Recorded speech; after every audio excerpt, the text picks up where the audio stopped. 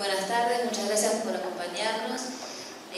A veces me resulta difícil contestar esa pregunta porque parecería que hay una vocación en el momento de escribir de transmitir una idea o de modificar una realidad o de hablar del contexto. Y en realidad creo que las historias surgen desde otro lugar, surgen desde la necesidad de contar una historia, desde el lenguaje, desde inventar personajes, etc. Pero como uno vive en un contexto, en un aquí y ahora, se te cuela muchas veces, incluso aunque estés escribiendo de algo que no tiene nada que ver con el aquí y ahora. Pero no es que hay una voluntad anterior de voy a escribir esta novela para interferir en la sociedad de esta manera. Me parece que es al revés, por lo menos en mi caso, ¿no?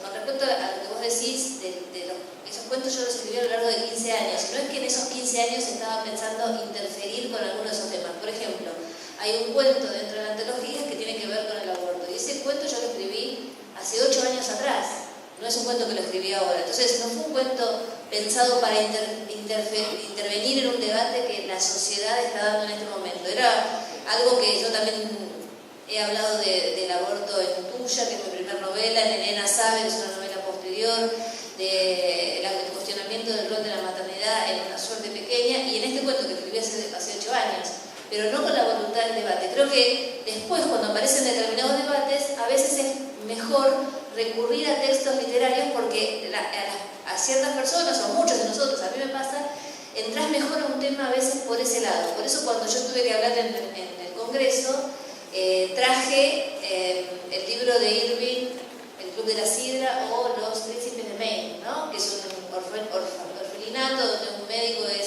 el que tiene que hacer parir a las mujeres que van ahí para darles una adopción, mientras tanto las familias que mantienen ese orfelinato les practica abortos a sus hijas, ¿no?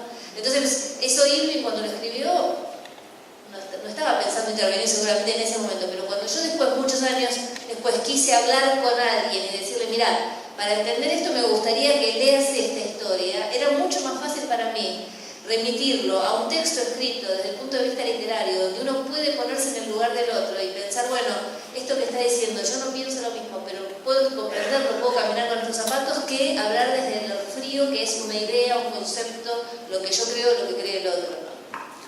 ¿Qué pasa con lo raro, con lo queer y con ese otro y otra en tu escritura, y cómo también dialoga eso con el presente actual? Por ejemplo, pienso en Las aventuras de la China Iron, y hay ahí una búsqueda de reversionar algo que fue canónico en la literatura argentina y gauchesca. ¿Cómo lo hiciste dialogar con un presente? Porque quizás no lo pensaste tampoco, o te lo pregunto si lo pensaste o no, pero dialoga muy bien con un montón de temas en relación a la construcción del amor, por ejemplo, y a las formas del amor. ¿Cómo surge esa historia? Bueno, hola, gracias a todos por estar acá y gracias a la invitación. A ver, vamos por partes.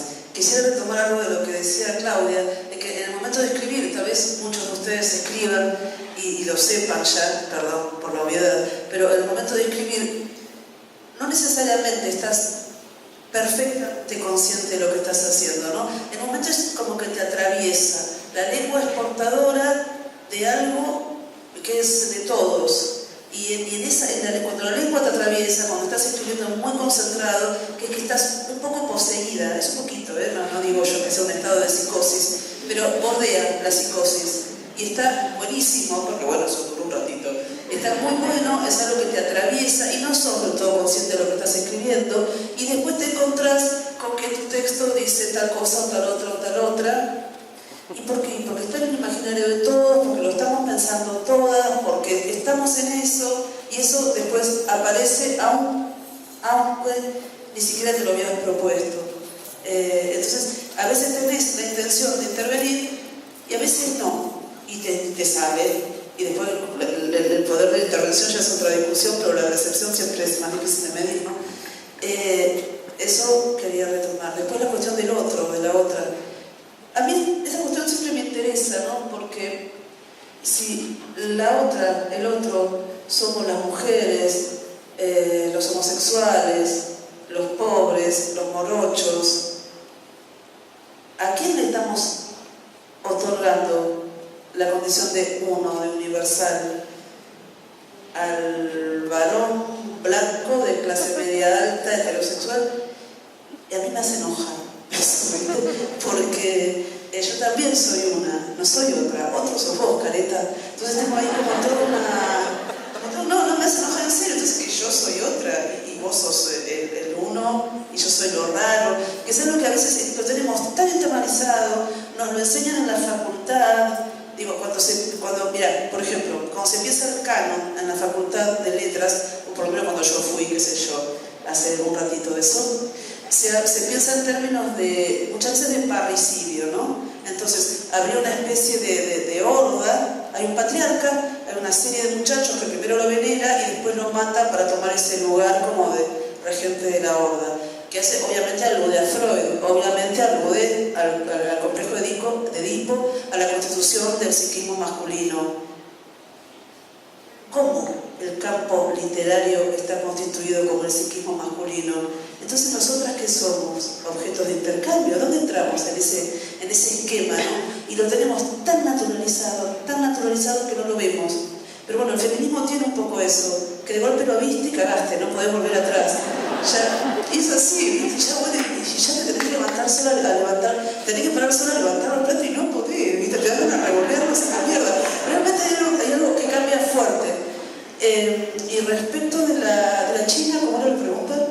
Hablaba de si eso tuvo que ver con algún momento particular que estabas viviendo, que estábamos viviendo, porque hay mucho acerca de la deconstrucción del amor y de la construcción de un amor que es como más libre, más abierto, más poliamoroso, te diría, y más luminoso también. Entonces pienso si eso te surgió por el momento, digamos, de revolución también en ese aspecto, o directamente nació como eso que te toma casi... Creo que tenía más que ver con eso. No, y aparte con una cuestión como de deseo. Yo también quisiera ser capaz de relaciones más libres, amorosas, donde mi deseo pueda andar vagando así al saltito como un conejito por un bosque, y el de quien está conmigo también. La verdad que no me sale, yo le me cuesta mucho. ¿Qué andas haciendo como conejito por el bosque, carajo? Pero me encantaría ser capaz. También me gustaría que las familias estuvieran organizadas de un modo más comunitario, porque en principio creo que todos seríamos más felices, las madres. Ustedes piensan en las mujeres que están solas con los chicos, la presión loca que es eso, la pesadilla que es, incluso ya las parejas que tienen chicos también es muy difícil y es una pesadilla. Y después los chicos, hay una estadística de UNICEF que dice que el 60% de los niños sufren alguna clase de maltrato. Y mucho. Si la familia fuera algo más abierto, donde los niños circularan, los adultos circularan, creo que todos seríamos mucho más felices. ¿Y por qué? Porque tanto mucho de la violencia de género, y ni hablar de la violencia entre los niños, sucede puertas adentro, en secreto, y los mismos padres, madres, serían mucho más felices si tuvieran un poco más de tiempo y posibilidad de ser, ¿no? Más contención. Eso que, bueno, muchas veces cumple la familia, no sé, los padres que ayudan a los padres, ese tipo de cosas, pero me gusta un tipo de familia mucho más abierta, amorosa y feliz. Y después, yo quería que la vida de la China fuera una vida luminosa, plena, que fuera todo lo contrario a la de Martín Fierro, porque Fierro es un hombre, Martín Fierro es una novela construida por un hombre de la generación del 80, que lo que está narrando es, al fin y al cabo, la consolidación de un modelo nacional, ¿no? De un modelo agroextractivista y latifundista. Martín Fierro al principio dice que tenía hijos, hacienda y mujer. El orden de los factores es elocuentísimo, pero era un pequeño arrendatario, no era un gaucho que andaba sueldo matando vacas para comerle la lengua y dejar que el resto se pudra, como dice la leyenda. Y no se soporta el pequeño arrendatario, se quiere latifundio, se lo priva de todos sus bienes, se lo secuestra, y eso habla de cómo se constituyó el Estado Nacional, y lamentablemente no podemos decir que hayamos progresado mucho, pese a todos los intentos que hubo en nuestra historia, de hacer algo más del orden de lo productivo, de la industrialización. Y yo quería que la vida de ella fuera lo contrario a todo ese horror, que fuera felicísima, quería que ella pudiera pensar en algún modelo de país más feliz, y así fue toda la China. A mí me interesó el nombre Narrar en Contexto porque generalmente en este tipo de espacios donde se invita a las mujeres a hablar de lo que hacen, a veces se titula de manera tal que suena todavía como raro tener que estar explicando que las mujeres escriben o escribimos, y entonces ¿cómo ven eso? Sobre todo en los festivales, donde se siguen haciendo esas mesas donde se conjuga un poco la mujer, la escritura, la maternidad, bueno, en tu caso hablábamos hace un ratito de tus hijos, entonces digo, ¿cómo? Supongo que les interpela, las enoja, pero ¿qué sucede con eso? Bueno, hay una escritora feminista en España, se llama Laura Freisa, no sé si la conocés, que dice que si nunca te preguntaron si haces literatura femenina es o porque no escribís, o porque no te hicieron un reportaje, o porque no sos mujer. Si no, es imposible que no te lo pregunten. Y la verdad es que muchas veces nosotras hemos respondido como automáticamente no, porque como la pregunta viene siempre desde el desprecio, desde la subestimación, etc., uno tiende a responder rápidamente no existe la literatura femenina, solamente existe la buena y la mala literatura, la literatura secas, etcétera, etcétera, etcétera.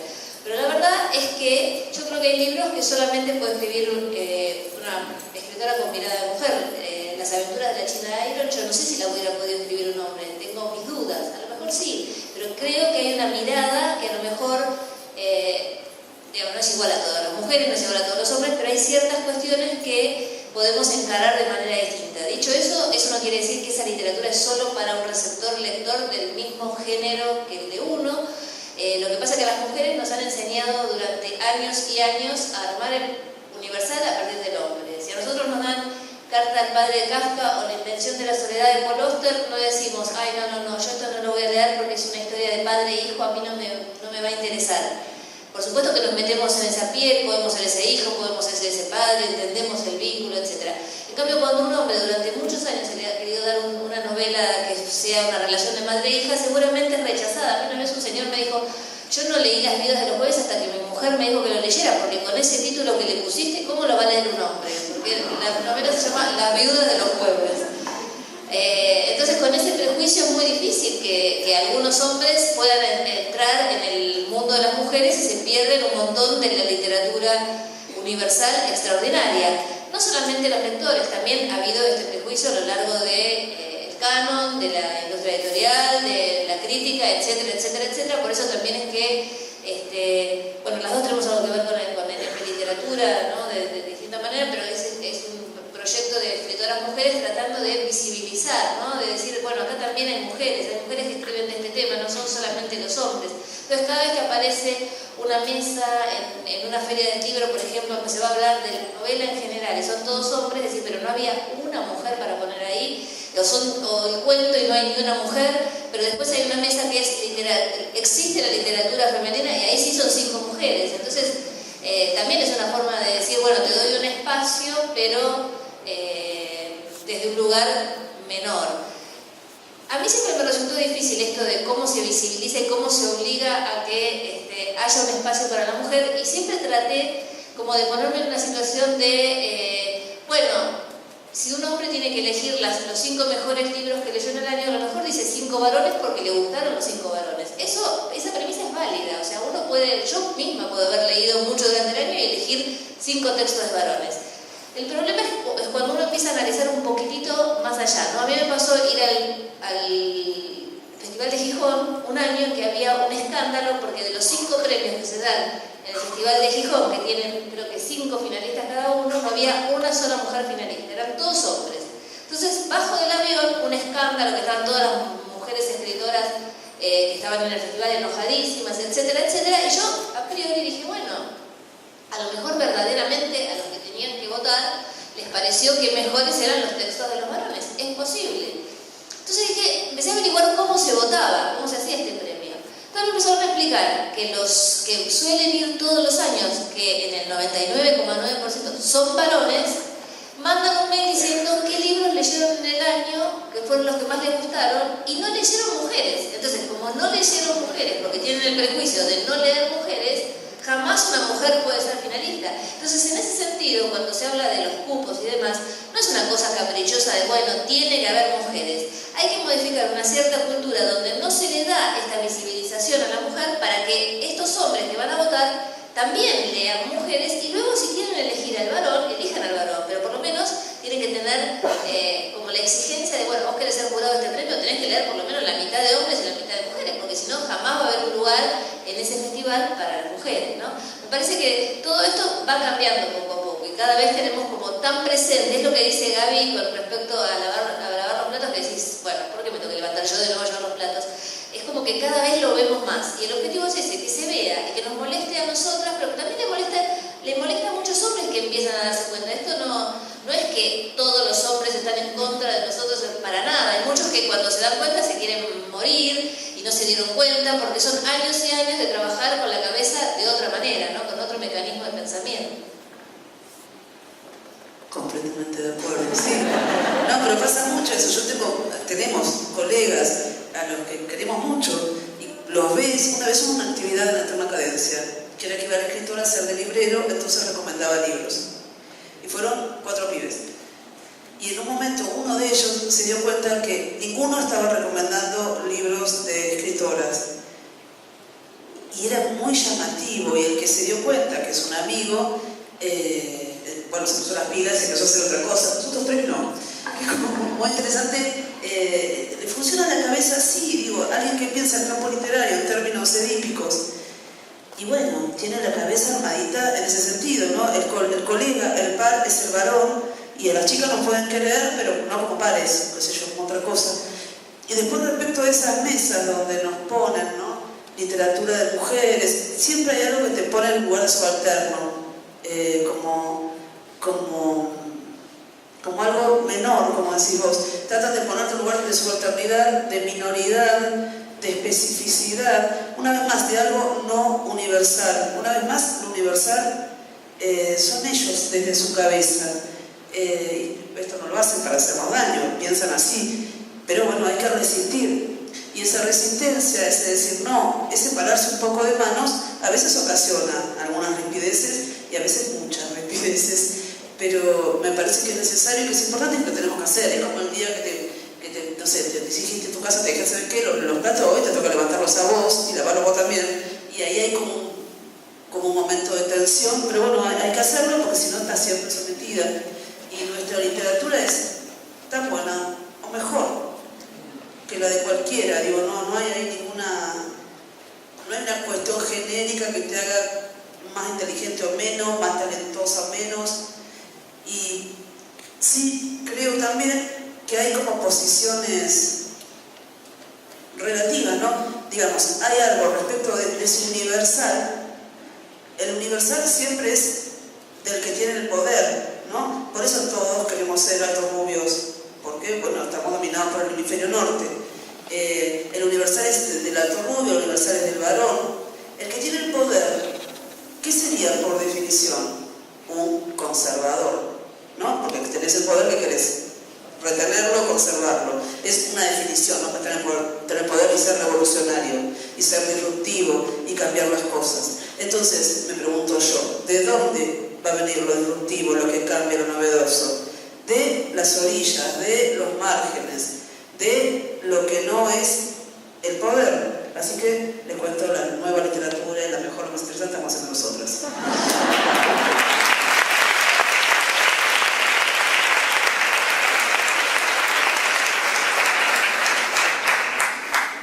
Soy Cecilia. Estamos haciendo de alguna manera las mujeres, también tiene que ver con este momento que estamos viviendo las mujeres. Decía al comienzo que también le pusieron mucho el cuerpo a este momento actual. Claudia, estuviste en el Congreso, hablaste ante diputados, tuviste ahí unas afirmaciones en relación a la palabra vida y a cómo impedir que nos roben la palabra vida. ¿Cómo fue ponerle el cuerpo a un tema que ya te interesaba de antes? Decías que en tu literatura obviamente lo venías trabajando desde mucho antes de que se abriera este debate en la sociedad, pero ¿cómo fue ponerle el cuerpo y salir a la esfera pública ya no desde la literatura? Bueno, este año coincidieron 2 cosas. Por un lado, que se abrió este debate, pero antes de eso, cuando yo tuve que preparar el discurso para la apertura de la Feria del Libro, lo preparé con bastante anticipación a la Feria del Libro, lo venía pensando porque ya el año anterior me habían dicho que tenía que abrir la feria y uno sabe que es una oportunidad, es una vez en la vida que vas a abrir la Feria del Libro, entonces empezás a pensar qué es lo que querés compartir en ese momento. Y yo estaba reflexionando mucho sobre el lugar del escritor, ¿no? ¿Cuál es el lugar del escritor en la sociedad? Y si el escritor tiene o no que tomar una posición activa con respecto a determinados temas. Y esta eterna incomodidad que tenemos a veces con la palabra intelectual, porque es una palabra que tiene cierto halo de élite. Entonces, ¿cómo ponerse en un lugar donde nosotros podamos tener alguna participación en la sociedad desde el saber, desde lo que sabemos hacer, que es el manejo de la palabra, sin colocarnos tampoco en una situación de estar por encima del otro, ¿no? De decir yo te lo explico, ¿no? Que eso no es algo que a mí me agrada tampoco, pero retirarse y decir no tampoco me parecía que era adecuado para estos momentos. Entonces un poco mi idea era, bueno, de qué es lo que sabemos hacer. Sabemos desarmar un discurso, sabemos cuando te manipulan con las palabras, sabemos lo que significan las palabras, cómo se pueden usar de determinada manera para engañar, sabemos cómo se crean personajes, cómo se crean distintos puntos de vista. Todo eso en un debate, en una sociedad, tiene que ser algo útil que podemos compartir. Entonces, cuando en medio de todo eso, a mí me llaman un día para ver si puedo ir a hablar a diputados, para hablar con los diputados que estaban en la comisión por la ley de interrupción voluntaria del embarazo, la primera pregunta es, bueno, yo voy a hablar y ¿dónde me paro? O sea, ¿con qué autoridad yo puedo hablar y aportar algo diferente a los médicos que van, los abogados que van, las especialistas en adolescencia que van, etcétera, etcétera? Y la idea es, bueno, juntar esas dos ideas. Decir, bueno, yo puedo hablar de la palabra vida, de cómo alguien se apropia de la palabra vida, puedo hablar de cómo, por eso traje lo del Príncipe de Maine, ¿no? La hipocresía que estaba desarrollada por Irving en esa novela, de cómo este médico se da cuenta que por un lado le pagan para tener un orfanato donde las mujeres pobres iban a dejar sus hijos en adopción, y por otro lado lo llamaban para hacer abortos en las hijas de las familias de esos mismos que sostenían el orfanato. Todas esas ideas que tienen que ver con la literatura, a lo mejor uno las puede aportar en un lugar que se mueva algo, ¿no? Es una situación, no sé si les interesa que les cuente esto, pero digamos, es una situación particular para alguien que nunca habló en un lugar así, porque lo primero que te explican es, a tu izquierda van a estar todos los que están en contra de lo que vas a decir, y a tu derecha están sentados todos los que están a favor. Y ya mirás y te das cuenta por la cara con la que te miran. Pero lo ideal es que vos le hables a los que están en contra, porque los que están a favor, no hace falta que yo les explique esto que tengo, digamos, el objetivo de estar ahí era tratar de explicarle o de hablar o de dar nuestros argumentos a los que estaban en contra de la ley para que a lo mejor modifiquen su posición, ¿no? Entonces, por lo pronto hablaba mirando a los que no estaban de acuerdo conmigo. Y la sensación es que a través de estas cosas que yo puedo usar para el discurso, había una interpelación, porque cuando uno entra a estos lugares, a lo mejor acá alguien participó en un lugar así, están todos hablando con el celular, hablando entre ellos, te parás ahí y no se escuchan demasiado, y es una pena porque hay mucha gente que tiene cosas muy interesantes para decir, pero es como que sigue la dinámica excepto que vos te pares y les digas algo que los interpela, ¿no? Y entonces algunos me decían, bueno, una diputada que se enojó y pidió que me sacaran el micrófono cuando yo dije, algún día van a tener que mirar a los ojos a sus nietos y le van a tener que decir que ustedes rechazaron una ley que le traía salud y demás. Y ahí se enojó esta mujer y me empezó los gritos, y mucha gente se sintió como solidaria conmigo porque esta mujer estaba a los gritos, y yo en realidad pensé, bueno, eso es conversar en un punto, que esta mujer se haya molestado. Lo que yo estoy diciendo son palabras que le llegaron, ¿no? Uno como escritor está todo el tiempo pensando qué palabras son las que tiene que decir para atravesar una barrera y llegar al otro.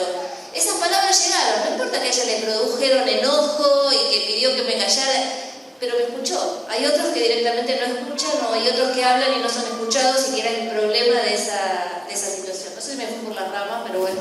Retomo lo de la Feria del Libro, también un poco como discurso político en ese escenario, y esto que decías del corrimiento del lugar de lo académico o de lo intelectual más que de lo académico, pensar a las escritoras y a los escritores como trabajadores. ¿Hay ahí alguna posibilidad? Yo quiero decir una sola cosa. O sea, que yo no sé vos qué te pasa, Gaby, con esto.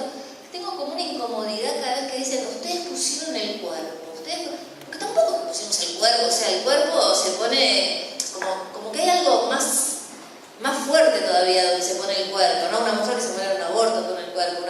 tiene, digamos, que no puede comer a fin de mes, pero nosotros sí, participamos de un debate, hicimos un montón de cosas, pero no es porque no, pero tenemos una frase que se usa mucho y a mí me da cierta incomodidad, porque tampoco es que hicimos una cosa descomunal, lo que hicimos es participar de un debate, ¿no? Y con una posibilidad de hablar que otros quizás no tienen.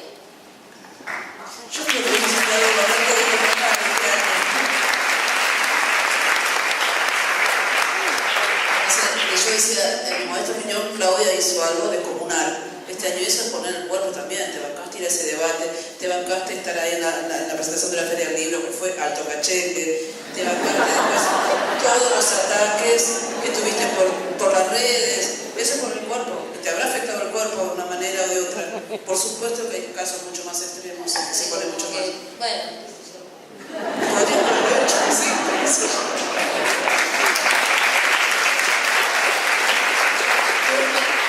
Eso que decía, y también, sí, no quería preguntarte exactamente por esas repercusiones o por las represalias que hubo también, pero sí creo que tuvo como un costo, así como también cosechó muchísima solidaridad desde otros sectores, pero quizás también porque me parece que en la Feria del Libro instalaste esto como la idea del escritor como un trabajador y de la escritora como una trabajadora.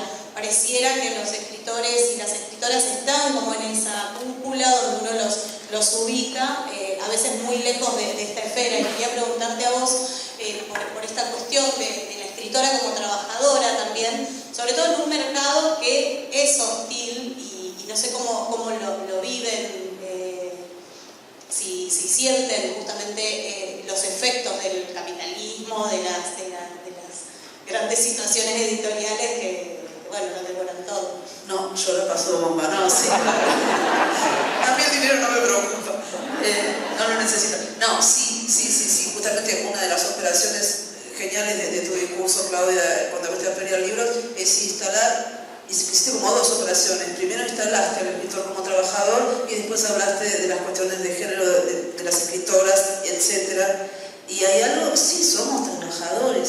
Ya se acabó esa línea que dominó la literatura durante siglos del escritor burgués, ¿no? Del escritor que, no sé, estaba ahí en su estancia, escribió un poco, salía, se comió un pastito, montaba a caballo y sigue escribiendo. Ya está.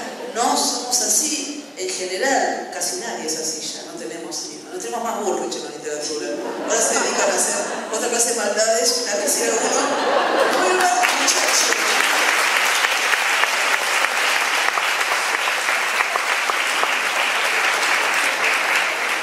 Pero sí, somos trabajadores. De hecho, creo que mi generación, nuestra generación, es una de las primeras que tiene semejante porcentaje de hijos de obreros, que somos escritores. Y sí, tenemos que revisar hay cosas como, se supone que nosotros trabajamos gratis, hacemos un montón de trabajo gratis. Se supone que tenemos que tener el tiempo y la generosidad, pero nadie piensa que para pagar el alquiler, todas las cosas que hay que pagar para vivir, tenemos que ganar dinero. La relación con las editoriales a veces es complicada también en ese sentido. A veces, yo la verdad tuve mucha suerte, a mí posta, no me pasó. Pero sí sé de mucha gente a la que le han cargado mucho. Entonces, todo eso tiene que tener algún modo de organización, no sé, se nos tiene que bajar de esa cosa que por un lado es como se llama un aula o el escritor. Y el escritor es alguien que vive como vos y que en vez de hacer otro trabajo está ahí escribiendo. Yo tengo callos acá, por ejemplo, de apoyar en el escritorio. Está ahí escribiendo, no, nada más y nada menos. Quiero decir, es un trabajador igual que vos, nada más y nada menos. Somos trabajadores también. Eso me parece como re importante. Es una cosa rarísima porque la literatura cada vez tiene menos lugar en el mundo y sin embargo el aura de la figura del escritor, curiosamente y casi como una burla, no se termina de caer. Y una vez más, incluso la idea de autor, trabajamos con algo que es de todos, con ideas que nos están atravesando a todos, y con eso hacemos alguna cosita, pero porque habría que relativizar todo, ¿no? Es muy romántica esa idea del escritor, el genio, son todas huevadas. Estamos trabajando con una materia que nos antecede, que nos constituye, que es de todos. Entonces, parecería que como es de todos, no tiene un valor económico, pero hay que sentarse horas y horas en la computadora y trabajar y corregir un montón, que eso es un trabajo, ¿no? Y digo, en ese mercado, no sé si ustedes saben, pero digamos, el escritor gana un 10% del precio del libro cuando se termina de liquidar a todos los otros de la cadena de valor. O sea, se le paga a las que se le compra el papel, se le paga al editor, se pagan todos los sueldos de la editorial, y cuando se termina todo eso, porque muchas no dan anticipo, algunas sí, no tenemos más suerte, pero se liquidan los derechos de autor. Y muchas veces no hay nada para el autor. Y esto, digamos, tiene distintos problemas según cuál sea la editorial, pero a mí me llamó un día la atención que había viajado a una feria del libro, donde había ido también un editor de una editorial pequeña, y volvíamos en el avión y me contaba de sus problemas, y qué sé yo, y me dice, sí, porque ahora me voy a la feria de no sé dónde, y después a la feria de no sé dónde, y después a la de no sé dónde, y dice, y bueno, a mí no me está yendo todavía bien, me falta un año como para asentarme. A mí, mi objetivo es en algún momento, algún día, poderle pagar a los autores. Y yo dije, wow, porque hiciste una empresa que ya tiene 5 años, seguís paseando por el mundo con lo que vendés, y tu objetivo es algún día, en algún momento, pagarle a los autores, me pareció como impactante, ¿no? Si hay un punto en el que se supone que el que te edita te hace un favor, que puede ser, pero también vos le estés ganando plata, entonces nos vamos un poco, dame mi 10%, tampoco es tanto. Es así. Y en contextos como el actual también todo pareciera que es mucho más cuesta arriba, digamos. En contextos como el actual, la economía está en esta inflación, en recesión con inflación, se está destruyendo toda la producción de riqueza. Es un desastre. El sector editorial creo que se ven impresos 84 millones de ejemplares, o sea, de libros, de objetos, en 2015, y este año fueron 26 millones. Es el tercer año consecutivo que va bajando de a 30%. Es una bestialidad, es una bestialidad. Lo que están haciendo es atroz. Y los escritores, por supuesto, no salimos no estamos por fuera de esta atrocidad, ¿no? Hablabas antes del aborto, de cómo se fue metiendo en tu literatura, y quería retomar, por ejemplo, tu novela Una suerte pequeña, donde ahí vos más que nada te metés con el mandato de la maternidad, y hasta llegas a citar a Simone de Beauvoir por la protagonista. ¿Cómo trabajaste eso y cómo interpela también socialmente ese designio? Esa novela ahora tiene, creo que era del 2007 o del 2009, no me acuerdo, tiene unos cuantos años.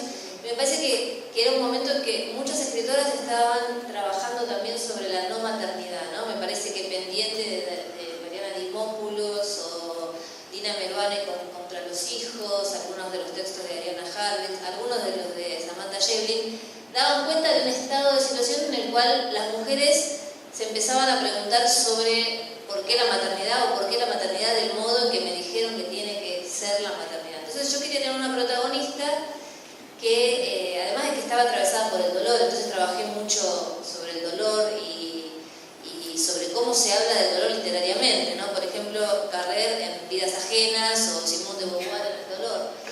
Pero la protagonista tenía que ser una mujer a la cual la maternidad le llegó sin pensarlo. O sea, esas mujeres que fueron madres, pero que se pusieron a pensar si querían o no ser madres cuando ya eran madres o nunca. Porque también hay que atreverse a pensar si alguien que es madre quiso o no ser madre. Entonces esta mujer, y lo que era más difícil de transmitir en ese sentido era que esa mujer igual podía amar a su hijo, porque a su hijo lo ama, pero lo que ella no estaba conforme con el rol impuesto de la maternidad. Y entonces trabajé mucho desde el punto de vista de la psicología, no tanto eso, que me lo puedo imaginar, sino una decisión que tenía que tomar esta mujer, que era, lo digo porque ya esa novela tiene otra, pero irse para salvar al hijo, ¿no? Entonces, esta cosa que me pasa también con los cuentos, de decir, bueno, este personaje frente a este abismo, yo no haría eso, o creo que no haría eso, porque como yo no estuve en esa situación, no puedo asegurar que no. Pero desde acá, sentada en mi sillón, escribiendo esta novela, o en mi casa leyendo este libro, pienso que yo no haría lo que hace esa mujer. Entonces, ¿cómo hago para comprenderla? ¿Cómo hago para ponerme sus zapatos y caminar con esos zapatos? Entonces empecé a trabajar mucho y a investigar mucho sobre la maternidad en duelo, para llevarlo hacia atrás. No la cuento mucho en la novela, pero sí como ella es hija de una madre en duelo, una madre a la que se le murió un hijo y entonces no pudo conectar con esta otra por tener una maternidad en duelo. Entonces no aprendió bien esa cosa que se transmite de generación en generación, que tiene que ver con maternar, ¿no? Que cada vez es más difícil, además. Y me gustó mucho armar ese personaje y comprender ese personaje y poder hacer un personaje que yo sintiera que me podía pasar lo mismo que a ella. Retomo la idea de maternar y pienso en las diferentes formas de maternar que también se reflejan en tu obra. Algo comentabas de la China Iron, me parece que desplegas como un abanico de posibilidades y de distintos colores ahí. Y también en La Virgen Cabeza, esta forma de maternar de otra manera y también vivirlo de una manera intensa. ¿Cómo lo narraste? Es difícil para mí pensarlo como no sé, en el caso de La Virgen Cabeza era una persona que no tenía la más mínima intención ni interés en prácticamente ningún otro ser humano, menos en los niños, no existían para ella, y de repente un niño la elegía, la interpelaba, la ponía en un lugar en el que ella se descubría bastante fascinada y encantada y con el tiempo enamorada ya, o sea, loca de amor por ese niñito, ¿no? Pero es como un encuentro casual con un niño que te puede poner en ese lugar. Es un otro que te demanda cierta protección o cierto cuidado, pero que a la vez te da un amor hermoso, entonces vos te copás con una cosa así, en ese caso. Y en el caso de la China, bueno, la China no se luce por su talento para la maternidad, pero sí Fierro, ¿viste? Fierro es una gran madre, las aventuras de la China. En algún momento hablaste de esas familias que para vos son funcionales, mientras que siempre opera como la disfuncionalidad para muchos otros. ¿Cómo definís a esas familias, digamos? No. Esas construcciones, esas constelaciones que se generan. Como amor, amor, sí. No tengo un pensamiento teórico al respecto. Me parece que se van armando redes de formas alternativas que tienen que ver con eso, con la circulación del amor, con ayudarse los unos a los otros a vivir.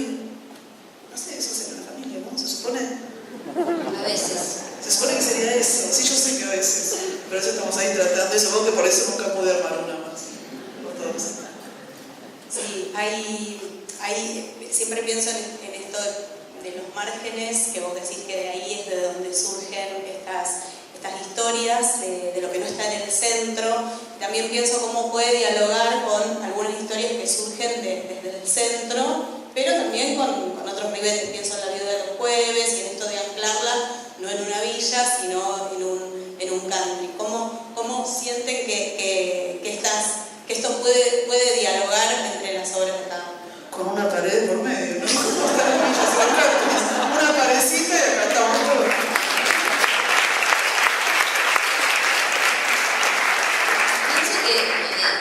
En La Viuda de los Jueves hay dos personajes que son los adolescentes, que de alguna manera son los adolescentes raros en ese lugar y por lo tanto los que tienen posibilidad de salvarse, porque los demás ya todos aceptaron pertenecer a ese mundo como ese mundo está establecido. Y en un momento que están jugando en la plaza, en el arenero, empiezan a trabajar lo cóncavo y lo convexo, ¿no? Que tiene que ver de qué lado estamos nosotros. ¿El adentro es este lado de la cuchara o es este otro lado, el que está del otro lado de la pared? Porque ¿cuál es el mundo? ¿El de un lado o del otro? ¿No? Entonces me parece que tiene que ver con eso. Son dos caras de la misma moneda y a lo mejor en un contexto, estamos hablando de contexto, las dos cuentan esa realidad. Me parece que hay historias para contar de los dos lados, pero que las historias se cuentan si vos tenés conciencia de que del otro lado hay otra cosa, ¿no? Eso del cóncavo y el convexo. Si no, el mundo es muy cerrado en ese mundillo solamente, ¿no? Sí, claro, y aparte en todas partes hay algo que es un centro y algo que es excéntrico. Al interior del country con los dos adolescentes, en la villa misma, en la villa esta fantasiosa, yo no sé, no puedo hablar mucho en realidad de la villa en realidad, ¿no? Pero la travesti que hablaba con la Virgen era una excentricidad también ahí. Y hay un lenguaje también que utilizás, hay como un relieve, como una carnadura que también te valés de un lenguaje de la calle, podríamos decir. ¿Cómo trabajás ese mosaico de distintos lenguajes que incorporan lo callejero? bueno, es como un patchwork, es un collage, es una mezcla, tiene mucho del siglo de oro, que a uno el siglo de oro le suena como algo remoto y finísimo, no. Debe ser de lo más sencillo que hay en literatura en castellano, son palabras muy corrientes y bueno, las estructuras por eso medio barrocas, pero de las palabras son todas muy sencillas, entonces hay cosas tomadas de ahí. Hay cosas tomadas de Petrarca, hay cosas tomadas de la Ilíada, hay cosas tomadas de la cumbia villera, hay cosas tomadas del lenguaje diario, cotidiano, coloquial, y toda esa mezcla es lo que sale ahí. A mí me gusta esto de mezclar. Podría haber sido Barguma, pero... ¿Cuáles son las cosas que nutren también tu literatura, tus lecturas también, o que otras mujeres, decíamos de Simón, pero que otras mujeres también ingresan en tu escritura, por ejemplo? A veces es difícil decir qué autores, mujeres o no, tienen que ver con lo que uno escribe, porque es tan diferente a lo que uno escribe que te da vergüenza decir, bueno, no sé, yo te puedo decir qué mujeres me gusta leer Clarice Lispector, me encanta Natalia Ginsburg, hay un montón de mujeres de ese orden de reflexión de lo cotidiano, ¿no? Que las dos reflexionan mucho sobre lo cotidiano, que me encantan. Ahora, después lo que yo escribo probablemente no tiene nada que ver con ellas, pero porque no me sale o porque yo escribo otra cosa, pero me influyen y pienso que sí, por más que lo que después yo escriba no tenga que ver con eso, ¿no? Por ejemplo, una anécdota que a mí me gusta contar de Las viudas de los jueves es que cuando yo estaba escribiendo esa novela, que tiene una subtrama policial, en un momento Guillermo Sacumano, que es mi maestro, me dijo, bueno, a partir de ahora hasta que la termines, vos solamente podés leer en busca del tiempo perdido de Proust. Y si yo te digo, bueno, que yo me pasé Las viudas de los jueves leyendo el final de Las viudas de los jueves leyendo En busca del tiempo perdido de Proust, vos podés decir, bueno, ¿qué tiene que ver esto con Las viudas de los jueves? Y lo que él decía, que me pareció una gran lección de escritura, es que el policial llega un momento de la escritura que te arrasa, porque vos necesitas ir a explicar quién lo mató y por qué, ¿no? O sea, el policial va hacia ese lugar y hay un momento en que ya desplegaste tanto sobre la mesa que tenés que empezar a recoger la cuerda y explicar eso, ¿no? Explicar el enigma. Y él me decía, en ese libro es más interesante cómo se viste la gente, cómo pone la mesa, qué auto usa, ¿no? Determinadas cosas de lo cotidiano, de esa cosa prusiana, ¿no? De las cortinas, de la casa donde se cena con otras personas y cómo hablan esas personas y cómo el niño escucha detrás de su habitación, etcétera, que es mucho más interesante que el policial en sí mismo. Entonces, si vos no te detenés con la porosidad de esa escritura, te va a arrasar el policial y vas a terminarlo rápidamente como un policial. Y a mí me pareció que fue una gran lección de escritura, ¿no? Que no sé, por eso digo, ¿qué cosas te influyen? Yo leo muchísimo de muchas cosas, ¿no? Y me influyen o no, yo creo que todo influye. Se hace como una mezcolanza dentro de uno, de lo que vivís, de lo que lees, de lo que escuchás, de lo que conversás con tus amigos, etcétera, que un día aparece una imagen, como en mi caso es así, aparece una imagen y yo no sé exactamente por qué me aparece esa imagen, por qué están esos personajes que después dejo macerar y que empiezo a entender cuál es el conflicto. Tiene algo que ver con la materia de los sueños, uno no sabe por qué sueña exactamente con algo, pero hay algo que se metió dentro tuyo que produjo ese sueño por la noche. Me parece que con la escritura hay algo de eso también, una mezcla de cosas que si la tratás de entender, recién Gaby en un momento dijo, ay, no sé bien cómo es el mecanismo, y yo a veces cuento la anécdota del 100 pies, ese que tiene 50 pares de zapatos y que pasa la araña y le dice, ay, qué lindo cómo camina, que no se le traba ninguna de las piernas, y cómo hace, y cuando se pone a explicar cómo hace, se le empieza a trabar todo y no puede caminar más. Me parece que con la escritura pasa un poco eso, uno sabe cuál es su método intuitivo, ¿no? Y este amasijo de cosas de donde va tirando para sacar algo, pero ¿por qué se armó ese amasijo? Yo por lo menos no lo sé.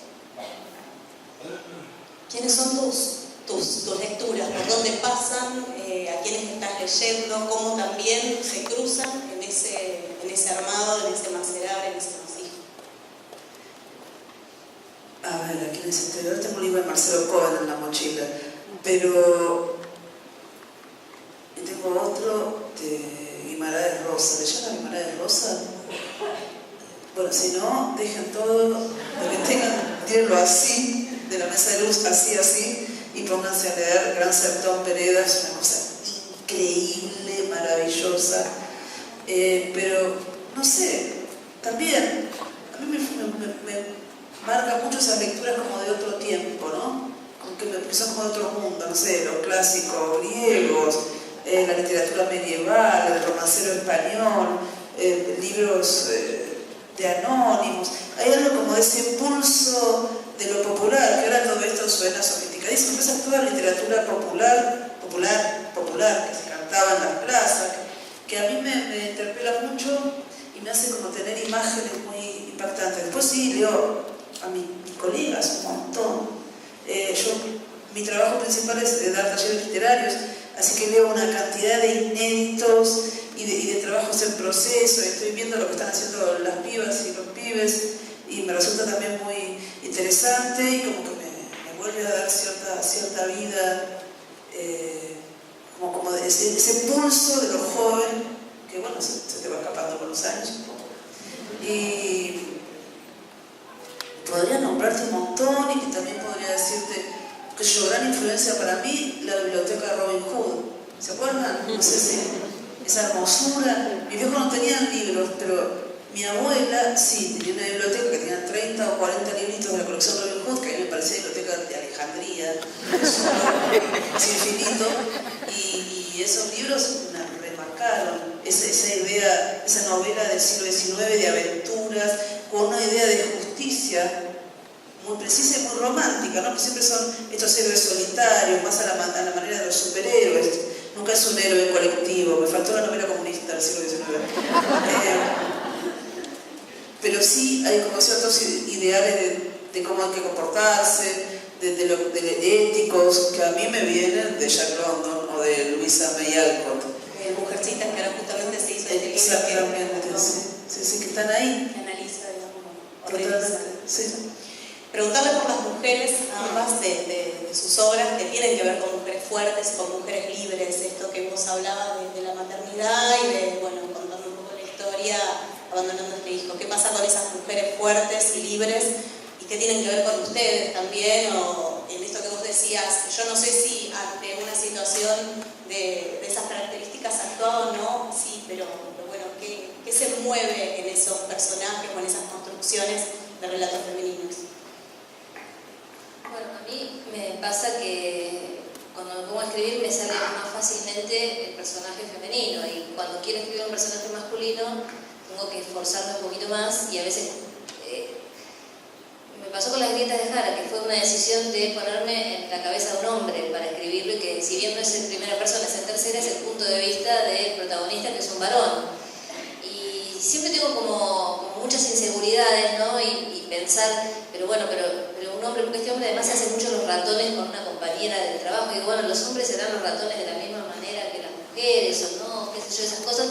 Entonces dije, bueno, siempre me emocionó mucho, por ejemplo, el texto de Saramago en Ensayo sobre la ceguera, cuando la mujer la violan, que él explica eso desde el punto de vista de la mujer, y a mí me emocionó, pero no lo que le pasaba a la mujer en el texto, sino que un hombre haya tenido la posibilidad de ponerse en el sentimiento de esa mujer y haber escrito lo que escribió. Entonces siempre esto como que me parece difícil en la literatura a veces, ¿no? El lugar del otro no necesariamente tiene que ser por género, también puede ser por otras circunstancias.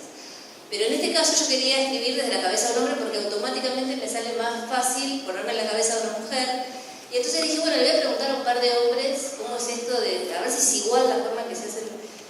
Y no logré que ninguno me terminara de decir, ¿no? El único que me dijo que sí fue mi hermano y siempre me postergaba el café. Me decía, sí, nos juntamos a tomar un café, nunca lo logré. Y me acuerdo que en un momento de esta escritura, yo había contratado a un arquitecto especialista en edificios porque yo quería que el arquitecto protagonista de la novela eligiera los edificios que para él eran los más lindos de Buenos Aires y que no fueran los que yo hubiera elegido sin saber de arquitectura como los icónicos, sino que fueran unos un poco más sofisticados. Entonces un arquitecto especialista en estos temas me ayudó a elegirlos.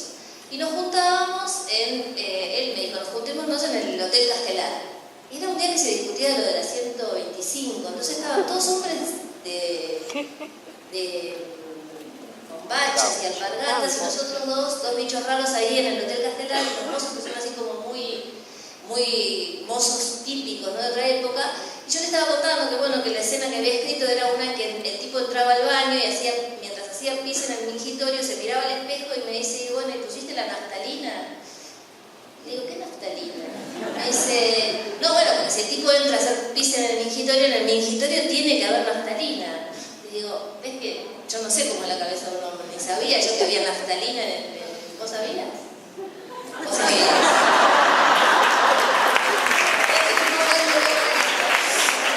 La cuestión es que lo llama al mozo y le dice, mire, con la señora necesitamos ir a ver un mingitorio. El mozo se puso blanco. ¿Para qué? Fuimos con el arquitecto al baño y había una cosa así de naftalina de colores, además, de todos los colores. Y me explicó que los hombres juegan con el chorro, con la naftalina. Y además me dijo que, me dice, mirá, esto es para que no dé olor y qué sé yo, pero los hombres se distraen y juegan y mueven las pelotitas. No saben para escribir un personaje masculino. Y después me mandó de regalo unos arcos de fútbol que se pegan en el azulejo de los baños también, para que le emboquen la combustible. Dicho todo esto para decir, los personajes femeninos no me cuestan tanto, me cuestan un poco masculino, porque yo todo esto no me lo hubiera imaginado si este señor no me lleva al baño del Hotel Castelar. ¿Vos sí? No, yo sabía de la naftalina, ahora del juego a mover las pelotitas de colores, todo eso no sé yo. No solo no sabía. no te cuestan tanto, sino que evidentemente tienen como muchas capas y mucha complejidad. La de la naftalina parece que los ubica también a los varones en un lugar bastante pavote. No, pero también es muy divertido, vas a hacer pis, vas ahí jugando, lo que es muy divertido. De juego. No, si querés pavote o si querés relúdico, no vas nada más a pegar, vas a hacer una aventura. Tenemos nuestro juego en el baño, empezamos a hacer la O sea que, claro, es verdad, viste que siempre dicen las mujeres van como en grupo. Bueno, capaz que los varones tienen ese divertimento y no lo desconocíamos. Bueno, retomando lo de los personajes femeninos, ¿qué te pasa a vos con esa construcción del personaje, digamos, de estas mujeres fuertes, libres? No sé, me pasa que hasta ahora me salen esos personajes, me interesan esos personajes más que los otros. Tengo algunos otros personajes en cuentos, estoy pensando ahora, no sé, en el Soldado Carrasco, o en el árabe Mohamed Bouazizi, Tunecino que se perdió fuego. Esas son como reconstrucciones de cosas que efectivamente sucedieron y traté de imaginarme esas cabezas, ¿no? Pero en general, hasta ahora me viene interesando mucho más contar historias de mujeres. Bueno, tal vez porque también hay tantísimas de varones, o porque, bueno, lo que me interesa es saber. No, tampoco tengo una teoría. Me pasa que me interesa eso, que se me ocurre que es interesante y pienso en ese tipo de historias. Qué sé yo, se me ocurre pensar ahora, ese libro es de Joseph Campbell, Los Caminos del Héroe, Sí. Y que están definidos, ¿no? Como los arquetipos. Los arquetipos que son los que terminan funcionando más o menos en cualquier historia. Y bueno, son del héroe, faltan los de la heroína. Entonces, bueno, hay algo para pensar, hay algo nuevo para contar, que a mí me interesa. Después no es que yo no lea novelas o relatos de varones sobre varones, por supuesto que sí, también miro porno gay, no sé yo, no es que tenga problema. ¿Qué pasa con los géneros literarios y si sienten que los géneros también se están como desdibujando? Pareciera que esta deconstrucción y este binarismo también se está reflejando en la producción literaria. ¿Sienten que hay un borramiento de los géneros literarios? Yo en el momento de la escritura no pienso en el género, yo me siento a escribir una novela y no sé de qué género es. Por eso cuando a mí después vienen a posteriori y me dicen, es una novela policial, me pongo a pensar si sí puede ser, porque tiene una línea policial, la única que me senté a escribir pensando voy a escribir una novela policial fue Betty Bull, la única. Todas las demás, en el camino de la escritura apareció un muerto y uno se tiene que hacer cargo del muerto y entonces termina teniendo una línea policial. Pero yo creo que lo que importa es no sé. Pero incluso, por ejemplo, Las Maldiciones, que es una novela política, arranca con la muerte de la mujer del político, pero como es una novela política, nadie se hace cargo de averiguar quién la mató y por qué, sino de cómo tapamos este cadáver, cómo no se ve, cómo lo traemos si nos conviene para sacar un rédito político en las próximas elecciones, etc. Entonces, creo que lo que a mí se me mete es la muerte como uno de las tantas temas recurrentes, que todos los escritores en general tenemos temas que nos aparecen permanentemente. Y en algunos casos eso hace que lo que escribo pueda tener líneas policiales o esté dentro de la línea policial, pero es más una clasificación a posteriori de la crítica, de la industria editorial, del librero que lo acomoda en un estante o del festival que te invita al festival de novela policial, que mío. Lo que me pasó con el último libro de cuentos es que hay uno de los cuentos, que es uno de los que a mí más me gusta, que es un cuento de terror. Yo jamás hubiera escrito un cuento de terror porque siento que es un género que no sé dominar, que tengo maestros como Mariana Enríquez, que me encanta lo que escribe, entonces digo, no me atrevo a hacer lo mismo. Pero como me pidieron un cuento de terror para una antología de terror, escribí un cuento de terror y me encantó escribirlo y me gusta ese cuento, pero a mí me parece que el género me cohíbe, porque si a mí yo podría haber escrito ese cuento sin pensar, tiene que ser un cuento de terror. Pero cuando me dijeron escribir un cuento de terror para esta antología, me sentí cohibida por el género. A mí el género me tiende a cohibir, porque tenés que cumplir con ciertas reglas que no sé si las voy a cumplir cuando escriba lo que quiero escribir. Como una etiqueta, como una cárcel. ¿Sabes que ese cuento me dejó una imagen muy fuerte, como que me quedó con la nuca, la nenita, tremendo. Si el género acaso también funciona como identitario, a veces como una cárcel, como un encierro, en esto que vos reflejás de que te cohíbe. Yo siento que hay que después respetar ciertas reglas del género. Por eso también lo que hace Piglia en Noches Blancas es la novela esa que él habla, que es policial pero habla del género y que no termina resolviéndola. Me gusta porque hace una cosa disruptiva con el género, ¿no? Que es como esa cosa que él llama la conspiración, no me acuerdo cómo es el nombre exactamente que él usa, que es que todos tenemos la necesidad de cuando aparece una historia policial, sea en el periódico, en el diario o en la novela, encontrar la respuesta. Y si no la encontramos, la inventamos y entre todos sacamos una y sabemos quién fue, porque no toleramos la incertidumbre de eso, ¿no? Entonces el género a mí me produce una cierta atadura, me resulta incómodo. Por otro lado, también reconozco que es una zona de confort de la escritura, porque vos sabés que tenés que ir hacia ahí. Por eso trato de salirme, porque en una situación cómoda te metes ahí y ya vas caminando como mucho más ordenadamente hacia el final. En tu caso, ¿cómo te llevas con eso, con la definición, con esa etiqueta, con esa zona de confort de la que habla ella? La rompés, te salís, jugás, tenés como una cosa trans también en esa escritura, digamos, por lo menos en la última novela también. Bueno, sí, me parece que, no sé, yo también no tengo, también la trama me cuesta. Entonces, para hacer género, como para ser policial, tenés que tener un talento para pensar la trama y una cabeza que a mí me cuesta mucho, le termino poniendo alguna trama porque si no me voy a para ningún lado, pero yo escribo más una palabra atrás de la otra y una imagen atrás de la otra y más suelto. Entonces me cuesta un montón. ¿Qué género dirías? No son una novela de algún género tus novelas. No tengo la menor idea, pero estuvieron años invitándome a festivales de novela negra, por ejemplo. Estuvieron años invitándome a festivales de novela negra y yo voy. Obvio, cualquier trabajo. Pero, no sé, yo tiendo a pensar que el género, bueno, te contiene, que es lindo y a la vez te limita, y entiendo que podés tomar cierta parte y tratar de romperlo, imagino que así se opera, ¿no? Y también creo que hay una necesidad muy fuerte del mercado, del que nosotros estamos bastante liberados en algún punto, porque casi no hay mercado. Entonces eso nos deja más libres, ¿o no? Somos más libres que un escritor español, por ejemplo. Un escritor español sabe que si saca una novela, lo que le va relativamente bien, no muy bien, vive un añito o dos. Nosotros sabemos que se nos va relativamente bien, vivimos un mes. Te tiene que ir muy bien para bancar un par de años, ¿no?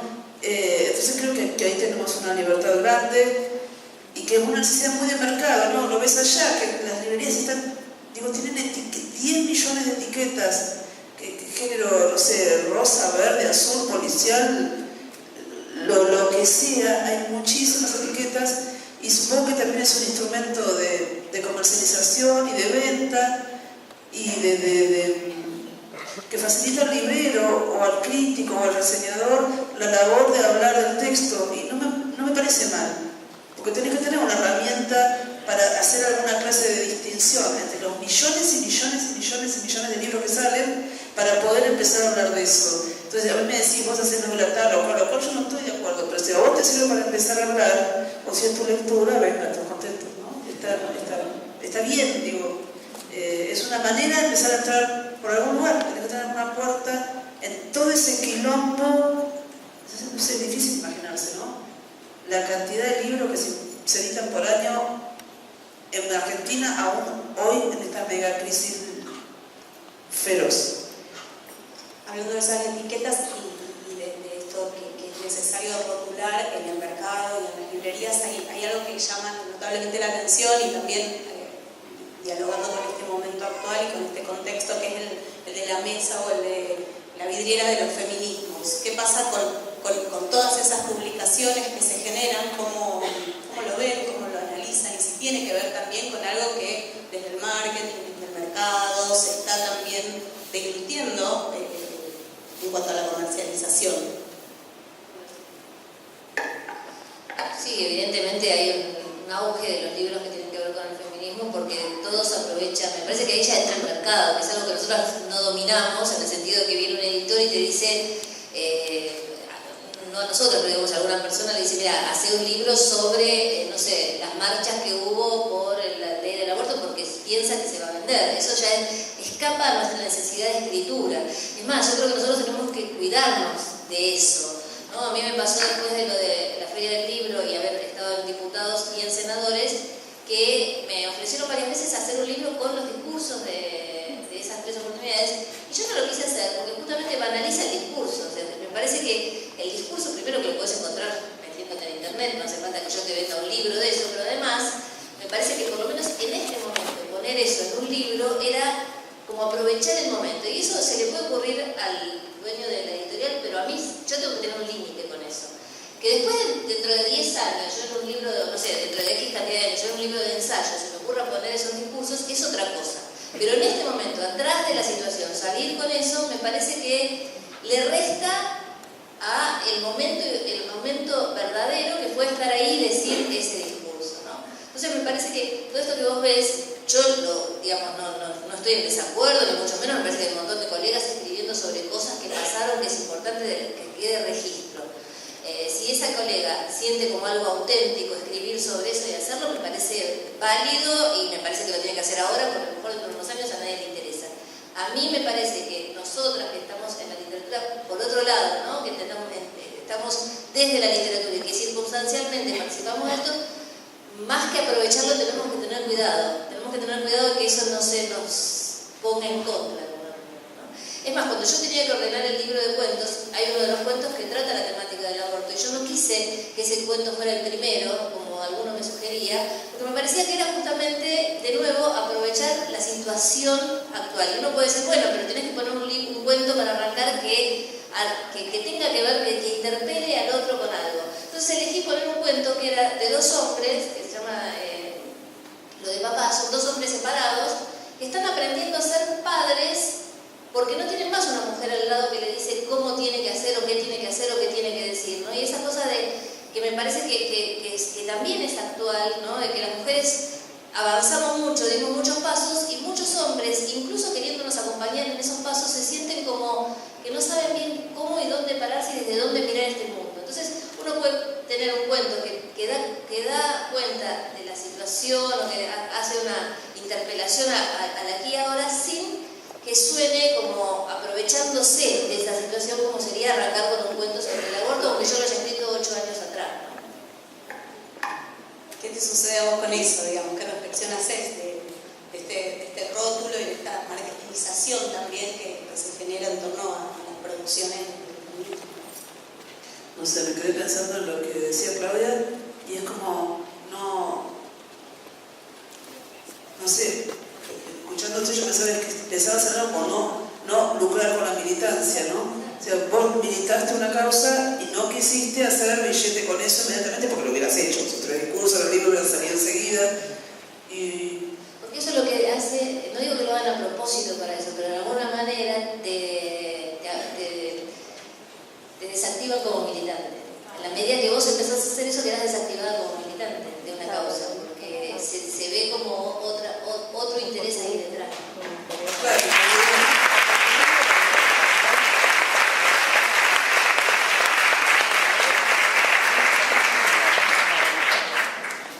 Sí, claro, hay que sustraerse. Sí. felicitaciones igual por haberlo hecho. No, igual yo quiero decir una cosa, yo tengo una situación por la cual yo tengo suerte de poder publicar en este momento, tengo suerte de que tengo lectores para lo que escribo. Hay personas, compañeros que tienen que vivir de un libro, y si tienen que escribir un libro sobre el feminismo lo tienen que escribir porque con eso es su trabajo. Yo valoro también que para algunas personas esta posición no es tan fácil, porque si viene una editorial y dice, che, te quiero comprar un libro de tal tema, no siempre puedes decir no, porque a lo mejor necesitas ese ingreso para vivir ese mes que decís vos, ¿no? Sí, absolutamente. De una, y las editoriales son empresas, con fines de lucro, son empresas, qué sé yo, también. Que pienso, mira, cuando veo los libros de feminismo, las mesas de libros sobre feminismo, pienso, bueno, hay mucha demanda, ¿no? Qué lindo. O sea, hay mucha gente que quiere leer sobre esto, que quiere informarse, que quiere saber. Y me parece copado. Yo no es que leí todos esos libros, ni muchísimo menos. O sea que tampoco sé exactamente de qué se tratan, ni si están bien, ni si no. Estoy medio calmando. Un par de ellos, sí, por supuesto leí el de Belén López Peiró porque volví acá a verano, es impresionante. Preciosa, ¿no? Es una novela. Bueno, es una novela de no ficción. Sí, pero tiene que ver con esto que decíamos, perdón, de cómo entrarle a un tema, como puede ser el abuso intrafamiliar a través de una ficción. Es una novela, uno lo puede ver como una novela, y sin embargo te puede interpelar mucho más que un texto sobre eso. Totalmente, lo que se le ocurrió a Belén es este recurso de poner, no contar cómo fue el abuso que ella padeció, sino poner las voces de toda la gente que por algún motivo le hablaba de eso, el abogado, el psicólogo, el mismo abusador, los tíos, los abuelos, y quedó un libro muy impresionante, porque ese sí lo leí por razones obvias, el de Luciana Pecker, Putita Golosa, y algún otro más, pero bueno, me parece bárbaro que haya demanda de eso, que haya deseo de leer sobre feminismo. Porque yo siempre me acuerdo de esa frase de Evita, yo leo mucho Evita, que dice, donde hay una necesidad hay un derecho, ¿no? Que es una genialidad.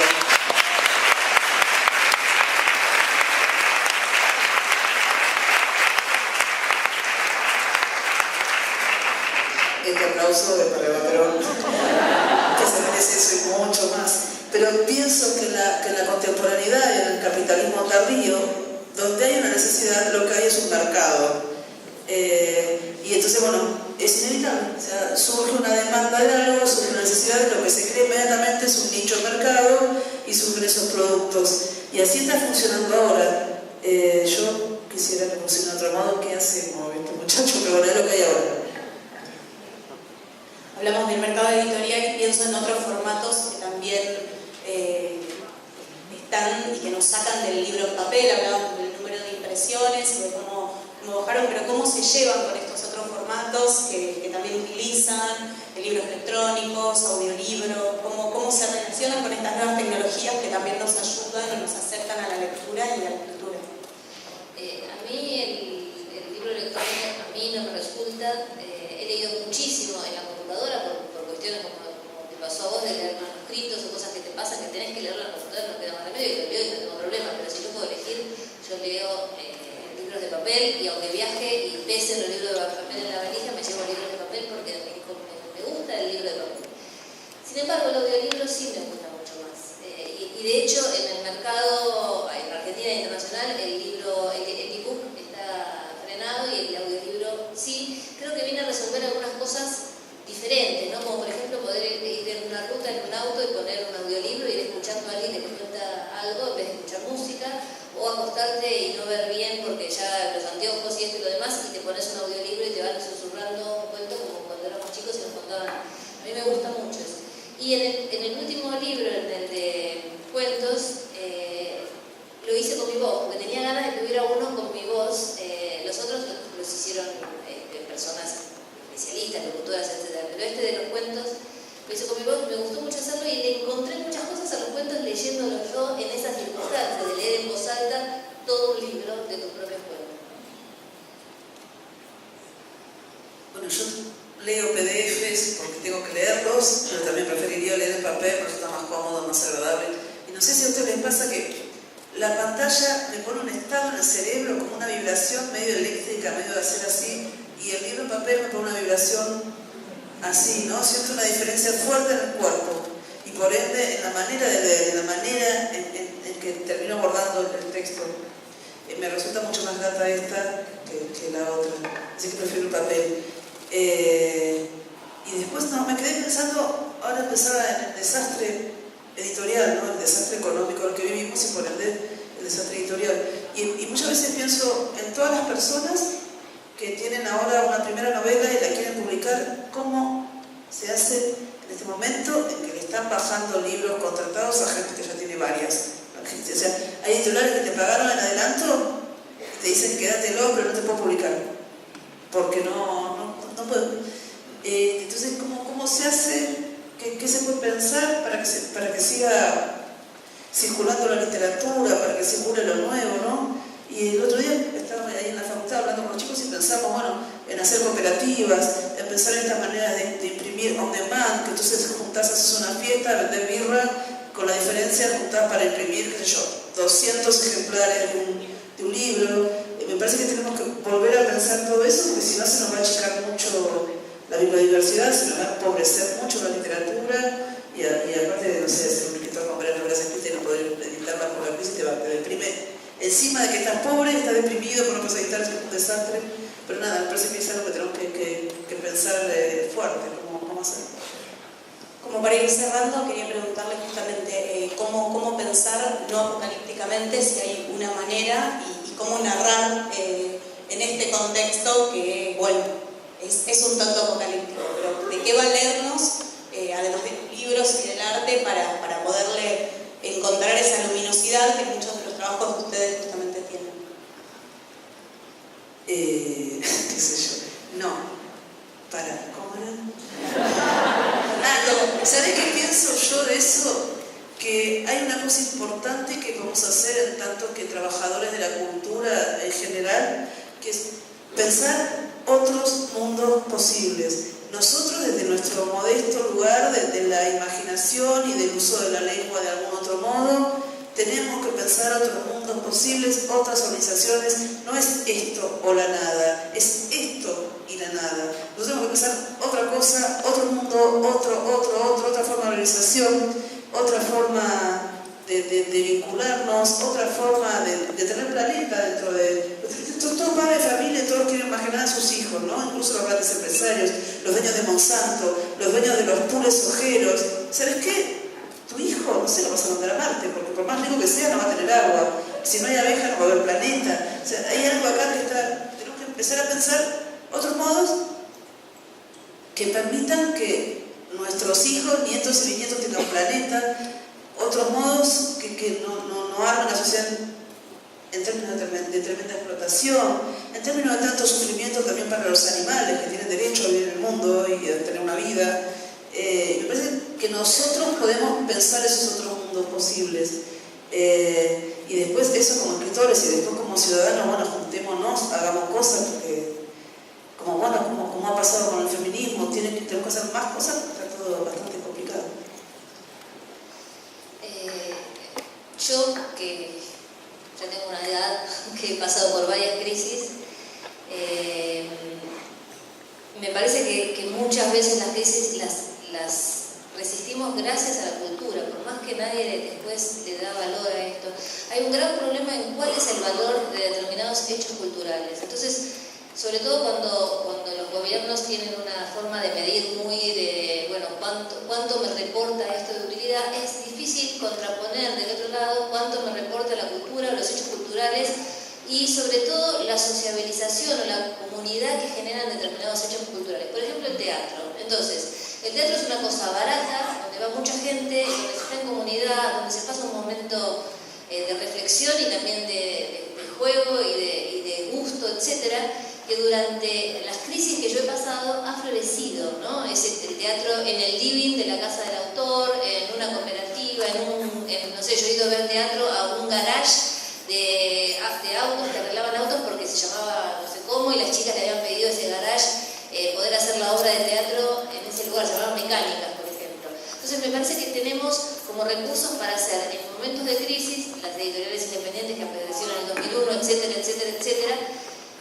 Me parece que nos está faltando poder expresarle a gente que no le da valor a esto cuál es el valor para todos nosotros y para de estos hechos culturales y artísticos. Entonces cuando alguien viene y te dice, no, yo con esa plata del presupuesto puedo asfaltar cuatro calles, y no tenemos cómo contestarle, porque ¿cómo le contestas a asfaltar 4 calles? Sí, yo con una obra de teatro no asfalto 4 calles, es verdad, pero ¿qué es lo que hago? ¿Qué es lo que estoy asfaltando? ¿Qué es lo que estoy construyendo? Algo tendríamos que aprender a poder expresar ese valor, ¿no? Me parece que eso por un lado. La resistencia en estos momentos también es muy importante, sobre todo a ese tipo de discurso, al que viene y te dice, no, pero yo con esto construyo cuatro calles. Yo no quiero traer frases que son específicamente del gobierno, pero son las que se escuchan, ¿no? Entonces cuando alguien viene y te dice, bueno, ¿por qué un piloto de aerolíneas tiene que ganar como un maestro? Está mal, no, lo que está mal es que el maestro gane 12.000 pesos por mes, ¿no?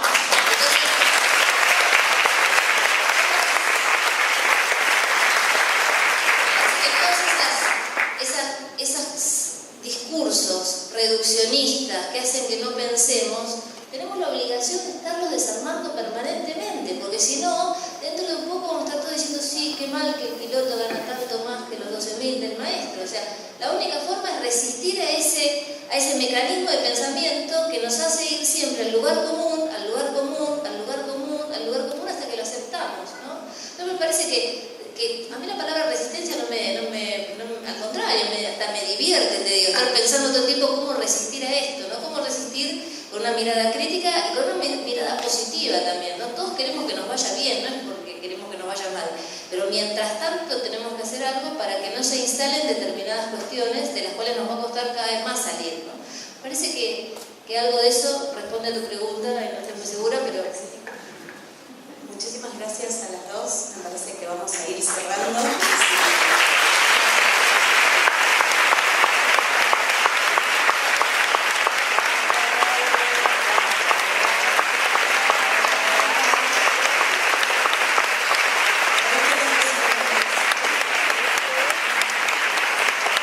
Yo voy a decir que muchas gracias, un aplauso para Virginia, es un trabajo durísimo estar ahí, estuviste genial.